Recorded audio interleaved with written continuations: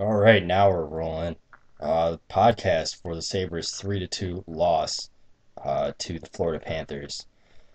I'm gonna lead off by saying that the Buffalo media is just a bunch of dicks, just through and through. Although I will say, as much as I generally hate the people that work for the Buffalo News, at least they're not riding Miller's cock completely like WGR does. I don't know of any other player that gets as much of a kid gloves treatment from WGR as Ryan Miller. And I mean, cutting off the phones at absolutely any criticism, come on, come on. It wouldn't bother me if they wanted to keep a positive atmosphere and they did that for the majority of the team, but it's just Ryan Miller.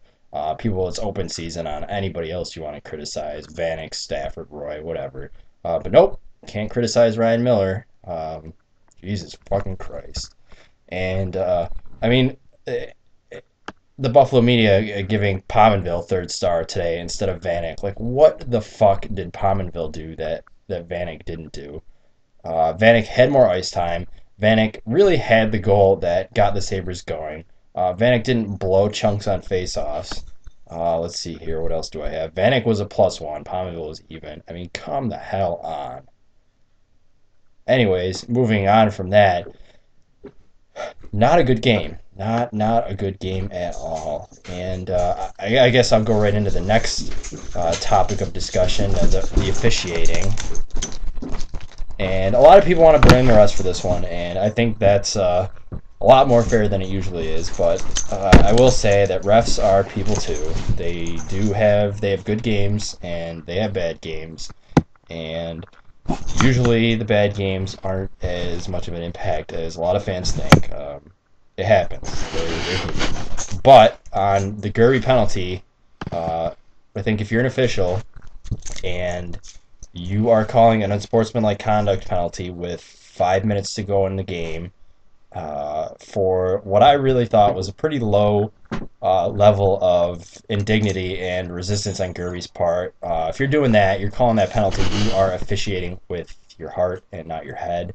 And that, not so much bad judgment calls, but that is what makes you a shitty referee. And that was a shitty call. Um, Paul Dvorsky, Fred Kyer. I don't know who it was. They don't put names on the back of the rest jerseys anymore, unfortunately. But that was a shitty call, especially since we've seen players get away with a lot more. Come on, NHL. Yeah, not a good game. Just buried in shots again. Outshot 36-26. The power play wasn't good. The passing was crap. They passed on way too many open looks at the net. There are, I think, a lot of talented shooters on this team, and we need to take those opportunities to shoot. And we have not been doing that. We didn't do it against Carolina. We didn't do it against Tampa Bay. We didn't do it against. We did a little bit better against Columbus, but we didn't do it again tonight. And gotta shoot. That guy that's yelling "shoot on the power play" that's usually a dumbass is starting to look a little smarter right about now. Um, all right, I got all my anger out of the way. I'll go right into the 3 stars and 3 black holes. Um, the third star, I will give to. I'll give that one to. Let's see. Let's split this between Jason Pominville, who had a goal and did play well, and is stepping up with the C as much as we all hoped he would. Um, we'll let him share that with Brad Boys, who uh, kind of lost in the team's shitty play, has definitely picked up his game quite a bit. Is having a great time on that power play unit, first power play unit with Manic and Poundville, and finally starting to see some life from Brad Boys. Okay, second star, we will give to. I had this all planned out too. I swear to God. Matt Ellis. Great game for Matt Ellis. Did more with crap ice time than anybody really ever does without scoring, which I thought his goal should have counted. I didn't get a good look at a replay, so I might be completely wrong on that, but it didn't it looked like his foot was moving either away or uh, parallel to the goal line, and it wasn't a kicking motion towards the goal. Um, but yeah, just a great game by him. Definitely saved a goal early on in the game with a great back check. Good for Matt Ellis. And first star is going to be Thomas Vanek. He had the nice "who needs teammates" goal to really start energizing the team. Picked up a pity point for Tyler Myers on that one.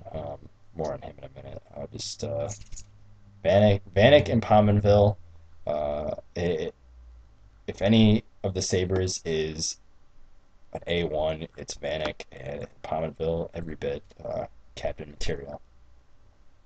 Three black holes. I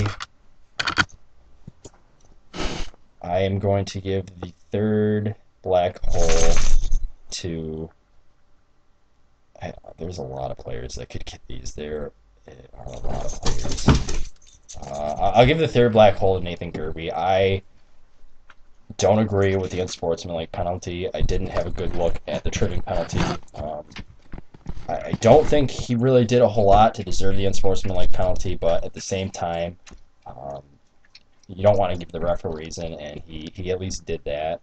So third black hole to Nathan Gerbe. Second black hole, really to anybody whose jersey number ends in a 7, which would be Tyler Myers and Marc-Andre Grignani. Grignani, I can be okay with less than stellar play. Myers, Jesus Christ, that had to be one of the worst like 1 point +1 nights I've ever seen a player get. He just does not look good. I don't know. I don't know what the deal is there.